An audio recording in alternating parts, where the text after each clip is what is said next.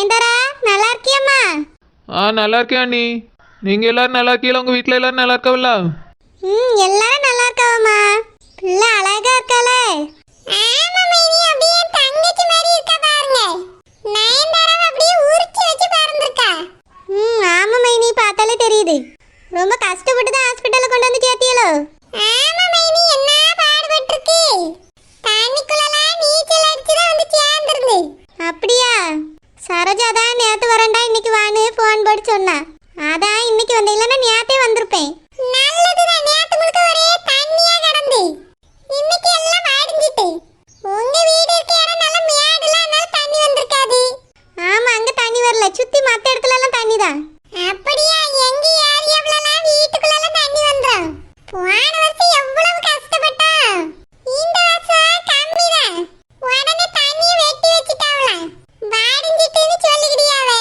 ஆமா, என் தங்கச்சி வீட்டுக்கு போயிட்டாலாமே. ஆமா ஆமா, அவிய காலையில கிளம்பி போயிட்டாவே. என் தங்கச்சிங்கிறதுனால நயன்தாராவை நான் அக்கறையா உட்காந்து பாக்கேன். நான் இல்லைன்னா யார் ஒழுங்கா பாப்பா என் தங்கச்சிய? ஏன் மைனி அப்படி சொல்றியா? நான் இருக்கேன், என் தங்கச்சி இருக்கா, நாங்க பார்க்க மாட்டோமாக்கோ. இவ எங்க தம்பி பொண்டாட்டி தானே. நீங்க வேணா வீட்டுக்கு போயிட்டு வாங்க, நாங்க கொஞ்ச நேரம் பாத்துக்கிடியோம். வேண்டாம் மைனி, உங்களுக்கு எதுக்கு சிரமம்? நான் பாத்துக்கிறேன். அப்புறம் சாகாதிரி வேற இருக்காவே. ஏதாவது வேணும்னா வீட்டு சொல்லி விட்டு எடுத்துட்டு வர சொல்லுவேன். அப்படியா? சரி மைனி, இன்னாங்க இதை வாங்கி அங்க வைங்க. மைனி, ஏகப்பட்ட பொருள் வாங்கிட்டு வந்திருக்கீங்களே. ஆமா, என் தம்பி பொண்டாட்டிக்கு நான் வாங்கி கொடுக்காம எப்படி? நல்லா ஜூஸ் எல்லாம் போட்டு கொடுங்க. சரி மைனி, அப்படியே வாரமா வைங்க. சரி மைனி. உங்களுக்கு என் தங்கச்சி மேலே பிள்ளை மேலே பாசம் இருக்குது, அதனால தான் எல்லாமே சொல்லாமலே வாங்கிட்டு வந்திருக்கீங்க. அதே இது உங்க தங்கச்சி இருக்கா பாருங்க, எங்களை கோர மட்டும் தான் சொல்லியாவே. ஒரு 10 பைசா கூட இது வரைக்கும் இந்த பிள்ளைக்கு ஒரு பொருள் வாங்கி கொடுக்கல. ஆனா கோவம் மட்டும் எங்க மேல நல்ல படியாவே. அவிய கதை ஏன் கேக்குறீங்க? நேத்து முழுக்க ஒரே பிரச்சனை தான். அப்படியா? என்ன பிரச்சனை? என் தங்கச்சி பிள்ளைய பெத்துட்டு வாளியில படுத்து கிடக்கா. அவளை பிடிச்சு பிடிச்சு உங்க தங்கச்சி ஒரே ஏச்சி. அவ ஒரே அழுவ. எனக்கு அதை பார்த்துட்டு கோவம் வராது முன்னே. நான் அதை பார்த்துட்டு உங்க தங்கச்சியை சத்தம் போட்டேன். அவியே என்னைய சத்தம் போடியாவ. இப்படி மாத்தி மாத்தி நேத்து ஒரே பிரச்சனை தான். நேத்து இவ்வளவு சண்டை போடியதுக்கு உங்க தங்கச்சி ஆஸ்பத்திரிக்கு வராமலே இருந்திருக்கலாம். அவிய செய்யறது ஒண்ணு எனக்கு பிடிக்கல மைனி. அப்படியாவ? அனாவசியமா கோவப்பட மாட்டாளே. நீங்க தான் சொல்லணும், நேத்து பட்ட கோவம் அவ்வளவு அனாவசியமா தான் பட்டாவே. உங்க தங்கச்சி கோர சொல்லியேன்னு நீங்க தப்பா நினைக்காதங்க. அவிய நேத்து செஞ்ச வேலை அப்படி. இன்னைக்கு காலையில கூட சொல்லாம பறியாம தான் ஓடிட்டாவே. ஒரு வார்த்தை கூட வந்து வீட்டுக்கு போறேன் அப்படின்னு சொல்லிட்டு போலன்னா பாத்துக்கிடுங்க. அந்த அளவுக்கு நாங்க அநியாயம் பண்ணிட்டோம் இல்ல என் தங்கச்சி பண்ணிவிட்டா. இந்த பச்சை பிள்ளை மூஞ்ச பார்த்தாவது போயிட்டு வரேன்னு சொல்லிட்டு போக வேண்டியதானே. அப்படி என்னதான் கோவமா உங்க தங்கச்சிக்கு? ஆமா, நீ சின்ன அண்ணி பண்றது ஒன்றும் சரியில்லை, பார்த்துக்கிடுங்க. எங்க அக்கா எனக்கு கல்யாணம் ஒழுங்கா பண்ணி வைக்கல, வளகாப்பு ஒழுங்கா பண்ணலன்னு இங்க வந்து சத்த முடியாவ. இப்போ இதெல்லாம் அனாவசியமான பேச்சு தானே. எங்க என்ன பேசணும் எப்படி பேசணும் ஒன்னும் அவளுக்கு தெரியல. அவியிட்ட கொஞ்சம் சொல்லி வைங்க அண்ணி. சரிம்மா, என் தங்கச்சி கிட்ட நான் சொல்றேன், நீ வருத்தப்படாத. சரி அண்ணி. என்னது இது? வீடு இப்படி நாசமாயி போய் கிடக்கு. இவ்வளோக்குள்ளேயா வீட்டுக்குள்ள தண்ணி வந்துச்சு? கதவை நான் பூட்டி விட்டுட்டு தானே போனேன். ஏன் இப்படி திறந்து கிடக்கு? அப்போ வீட்டுக்குள்ள அந்த பணம் நகலாம்? ஐயோ, அது என்னாச்சுன்னு தெரியலையே. யார் பிள்ளை இது? எங்க தங்க பிள்ளையா? எங்க தம்பி பிள்ளையா? இங்க பாருமா, அத்தை வந்திருக்கேன். அத்தை அப்படின்னா எனக்கு என்ன முறை வரும்? உனக்கு தங்கச்சிமா, ஒன்னாவ அக்கான்னு கூப்பிடணும். இவ்வளவு குட்டி பாப்பா என்னை அக்கான்னு கூப்பிடணுமா? முறை அப்படிதானே இருக்கு. உன் சித்திக்கு இப்பதான் குழந்தை பிறந்திருக்கு, உன்னைய இவ அக்கான்னு தான் கூப்பிடணும். அப்படிதானே நயன்தாரா? ஆமா மைனி, நாங்களும் லேட்டாக தானே கல்யாணம் முடிச்சோம். என் தம்பி சின்ன பையமா, எங்களுக்கெல்லாம் பிறகு ரொம்ப வருஷம் கழிச்சு பிறந்தவன். அதனாலதான் அவனுக்கு இப்ப கல்யாணம் ஆயிருக்கு. எங்க அம்மா இருந்திருந்தா அப்பயே அவனுக்கு கல்யாணம் பண்ணி வச்சிருப்பாவே. நாங்க தான் பொண்ணு பார்த்துட்டு இருந்தோம். பாக்குற பொண்ணெல்லாம் வேண்டாம் வேண்டான்னு கழிச்சுக்கிட்டே இருந்தான். உன்னைய பார்த்த பிறகுதான் பிடிச்சிருக்குன்னு அவனே கட்டிக்கிட்டான். கல்யாணம் முடிஞ்ச போது கொஞ்சம் வருத்தமா தான் இருந்து. இப்போ அவன் குழந்தைய பார்த்த உடனே ஒரு வருத்தமும் இல்லை, சந்தோஷமா இருக்கு. அண்ணி நீங்க எப்படி சொல்றிய? ஆனா சின்ன அண்ணி ஆசிட் தான் போறவ. அதை நினைக்கும் போது கொஞ்சம் கஷ்டமா இருக்கு அண்ணி. அதெல்லாம் எதுவும் நினைக்காதம்மா, 2 நாள் கோபப்படுவா, அப்புறம் சரியாயிருவா. நீ உன் பிள்ளைய பார்த்து சந்தோஷப்படு. சரிங்க அண்ணி. என்னது இது? பீரோல ஒண்ணுமே இல்ல. நயன்தாரா நகை பீரோல எதுவுமே இல்லை. பீரோவை யாரும் உடைச்சிருக்காங்க. எல்லாத்தையும் எடுத்துட்டு போயிருக்காங்க. இந்த மழை தண்ணி வந்ததை யூஸ் பண்ணிட்டு யாரோ வீட்டுக்குள்ள வந்து கொள்ளடிச்சிட்டு போயிருக்காங்க. இந்த ஹவுஸ் ஓனர் என்னத்தை பார்த்துட்டு இருந்தாரு? அவரை நம்பி தானே நாங்க இங்க இருந்தோம். என் பொண்டாட்டி அவங்க அக்கா வீட்டுல இருந்தா, நான் வெளியூருக்கு போயிட்டேன். வீட்டை அவர் தானே கவனிச்சிருக்கணும். எங்களுக்கு கிரவுண்ட் ஃப்ளோரை விட்டுட்டு ஒரு டாப் ஃப்ளோர்ல இருக்கும் போதே சந்தேகப்பட்டேன். ஏதோ ஒரு காரணத்துக்கு தான் இருக்காருன்னு. இப்பதானே புரியுது மொத்தமா முங்கி போயிருக்கு வீடுன்னு. இதனாலதான் அவர் கீழே இல்லாம மேல போயிருந்திருக்காரு. இப்ப என்ன பண்றது? யார் இதை வந்து திருடி இருப்பாங்க? எங்க போய் சொல்ல? ஃபர்ஸ்ட் அந்த ஹவுஸ் ஓனருக்கு போயிரட்டு. சகோதரி, பெரிய மைனி என் தங்கச்சிக்கு என்ன பொருள் வாங்கிட்டு வந்து கொடுத்திருக்காவ தெரியுமா? ஆனா அந்த சின்ன மைனி ஒரு பால் டப்பா கூட வாங்கிட்டு வந்து தரல. ஆமாம் சகோதரி, டோபமண்டைக்கு திமிரு அதிகம்தான். ஆமா, பாசம் ஒரு எல் அளவு கூட கிடையாது. எல்லாம் வியாசம்தான். இது அப்படி கிடையாது. என் தம்பி பொண்டாட்டின்னு உயிரே விடியாவ. அந்த டோபமண்டை அப்படியா? ஒண்ணுத்துக்கு ஆமாண்டா. சண்டை போடியதுக்கும் பியாசியதுக்கும் மட்டும்தான் ஆவ. ஆமாம் சகோதரி, நீங்கள் இந்த தடவை நன்றாக 4 வார்த்தை நறுக்கென்று கேட்டு விட்டீர்கள். நான் மட்டும் கேட்கல, என் தங்கச்சியும் கேட்டாளா?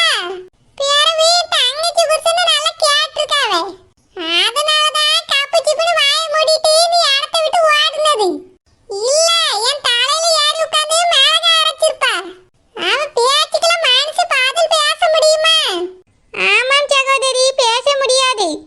இதுக்கு மேல பாருங்கள் சகோதரி, என் பேச்சுக்கும் சரி என் தங்கச்சி பேச்சுக்கும் வரவே மாட்டா. அதுவும் நல்லதுதான். சகோதரி, தண்ணீர் எல்லாம் அடிந்து விட்டதாம். நான் வீட்டுக்கு சென்று கிளீன் செய்துவிட்டு பிறகு வரட்டுமா? சரி சகோதரி.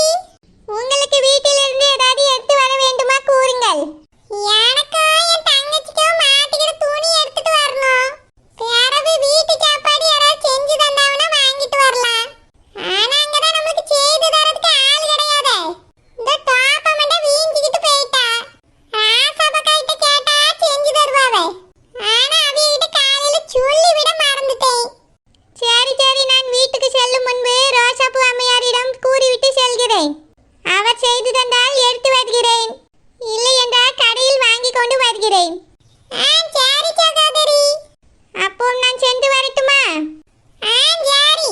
காலையில் இட்லி எதுவும் இங்கே வாங்கி சாப்பிடுங்கள். மதியத்துக்கு எப்படியாவது நான் சாப்பாடுடன் வருகிறேன். சரி சரி. அதான் பெரிய மைனி வந்திருக்காவல்ல, அவிட்ட சொல்லி வாட்டல்ல இட்லி வாங்கிட்டு வர சொல்லி. நீங்க போயிட்டு வரும்போது நான் சொன்னதெல்லாம் எடுத்துட்டு வந்துருங்க. சரி மீன்கார சகோதரி, வீட்டு சாவி எங்க இருக்கிறது? அது ராசபக்கா கிட்ட தான் இருக்கு. அவிட்ட போய் வாங்கிடுங்க. சரி சரி, நான் வருகிறேன். House owner, house owner. என்னப்பா? என் வீடு கதவு உடைஞ்சிருக்கு. பீரோவே யாரோ உடைச்சிருக்காங்க. உள்ள இருந்த நகை பணம் எதுவுமே இல்லை, யாரோ எடுத்துட்டு போயிருக்காங்க. என் வீட்டுல இருந்த பொருள் எல்லாம் அவ்வளவும் தண்ணியில முங்கி போச்சு. நீங்க என்னத்தை பார்த்துட்டு இருந்தீங்க? என் வீட்டு கதவு உடைக்கிற வரையும் நீங்க என்ன பண்ணிட்டு இருந்தீங்க? இவ்வளவு நடந்திருக்கு, இதெல்லாம் பார்த்துட்டு எனக்கு ஒரு கால் பண்ணிருக்கணுமா இல்லையா நீங்க? இங்க பாருப்பா, இங்க வந்த மழை தண்ணியில நானே என் பொண்டாட்டி பிள்ளையெல்லாம் கூட்டிட்டு வெளியூருக்கு போயிட்டேன். இன்னைக்கு காலையில தான் வந்தேன். உன் வீட்டு கதவை யார் உடைச்சா பீரோவை யார் உடைச்சான்னு யாருக்கு தெரியும்? நாங்களே இப்பதான் வந்திருக்கோம். எங்க வீட்டுல எதுவும் காணாம போச்சான்னு எங்களுக்கே தெரியல. தேவையில்லாம இங்க வந்து பேசாதப்பா, போ போ. என்ன பேசுறீங்க நீங்க? உங்க வீட்டுல தானே நாங்க குடியிருக்கோம். நீங்க தானே எல்லாத்துக்கும் பொறுப்பு. எப்பா, மழை தண்ணிக்கு யாரும் யாருக்கும் பொறுப்பாக முடியாது. அது மட்டும் இல்லாம உனக்கு வீடு விடும்போது என்ன சொன்னேன்?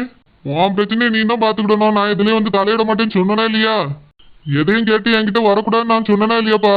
எல்லாத்துக்கும் சரி சரின்ட்டு இப்போ வந்து சண்டை போட்டா என்ன அர்த்தம்? உன் பிரச்சனையா நீ தான்ப்பா பாத்துக்கிடணும். எனக்கு எதுக்கும் சம்மந்தம் கிடையாது. நீங்க பேசுறது ஒண்ணுமே சரியில்லை ஹவுஸ் ஓனர்.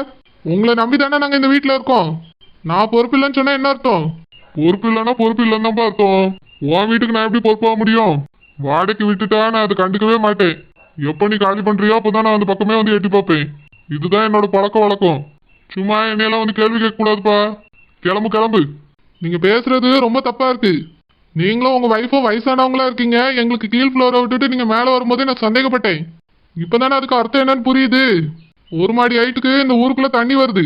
அதனால தான் கீழ் ஃப்ளோரை எங்களுக்கு விட்டுட்டு நீங்க மேல் ஃப்ளோரை எடுத்திருக்கீங்க. முதலே தெரிஞ்சிருந்தா இந்த வீட்டுக்கே நான் வந்திருக்க மாட்டேன். எப்பா, இந்த வீட்டுக்கு மட்டும் இல்லை, இந்த ஏரியாவில் உள்ள எல்லா வீடும் அப்படிதான். அதுக்கு நம்ம ஒன்றும் செய்ய முடியாது. இயற்கைன்னா அப்படிதான் நடக்கும். பிடிக்கலனா வீடை காலி பண்ணிட்டு போப்பா. இப்போ என் வீட்டில் இருந்த பணம் நகைலாம் காணும். அதுக்கு என்ன பண்றது? அதுக்கு முதல்ல பதில் சொல்லுங்க. அப்புறம் வீட்டில் எல்லா பொருளும் இஎம்ஐல வாங்கி போட்டிருக்கேன். அவ்வளவு பொருள் தண்ணியில நாசமாயிருச்சு. அதுக்கு ஒரு பதில் சொல்லுங்க. என்கிட்ட கேட்டா நான் என்னப்பா பதில் சொல்ல முடியும்? எனக்கு அதுக்கோ எந்த சம்மந்தமும் கிடையாது. அப்படியா? நான் கம்ப்ளைண்ட் பண்ண போறேன். முக்கியமா உங்க பேரை தான் அதுல எழுதி கொடுக்க போறேன். பண்ணிக்கப்பா. பண்ணிட்டு அதுக்கப்புறம் என் வீட்டுல நீ இருக்கக்கூடாது. இப்பவே காலி பண்ணிட்டு போய் கம்ப்ளைண்ட் கொடு. அதுக்கு பிறகு என்ன பண்ணுமோ நான் பண்ணிக்கிறேன். காலி பண்ணணுமா? அப்ப அட்வான்ஸ் கொடுங்க. அட்வான்ஸா? அதெல்லாம் தர முடியாது. ஏன் தர முடியாது? வீட போய் பார்த்தால எவ்வளவு கேவலமா கிடக்குன்னு. அவ்வளோத்தையும் சுத்தம் பண்ணி பெயிண்ட் அடிச்சு கொடு, நான் ரூபாய் தரேன். இல்லனா ஒத்த பைசா என்கிட்ட நீ வாங்கிட முடியாது. இதெல்லாம் ரொம்ப அநியாயங்க. உங்க வீட்டுல குடியிருக்கவங்களுக்கு இப்படி இல்லாம பண்ணுவீங்க? எனக்கே ஏகப்பட்ட நஷ்டம் ஆயிட்டுன்னு சொல்லிட்டு இருக்கேன். உங்க இஷ்டத்துக்கு பேசிட்டு இருக்கீங்க. நீங்க தானே இப்ப சொன்னீங்க இது இயற்கைன்னு. இயற்கையில உங்க வீடு டேமேஜ் ஆயிடுச்சு, அதுக்கு நான் என்ன பண்ண முடியும்? அதே தானே நானும் சொல்றேன். இயற்கையில மழை தண்ணி வீட்டுக்குள்ள வந்துட்டு உன் வீட்டுல வந்து யாரோ கொள்ளையடிச்சிட்டு போயிட்டாங்க, அதுக்கு நான் என்னப்பா பண்ண முடியும்? நீ என் மேல கம்ப்ளைண்ட் கொடுக்க போறேன்னு சொல்ற. அதனால என்னால உனக்கு எந்த ஹெல்ப்பும் பண்ண முடியாது. உன்னால என்ன பண்ண முடியுமோ பண்ணிக்க. இதுக்கு மேல என் வீட்டுல நீ இருக்கக்கூடாது, அவ்வளவுதானே சொல்லுவேன். இன்னைக்கே காலி பண்ணிட்டு கிளம்பிடு.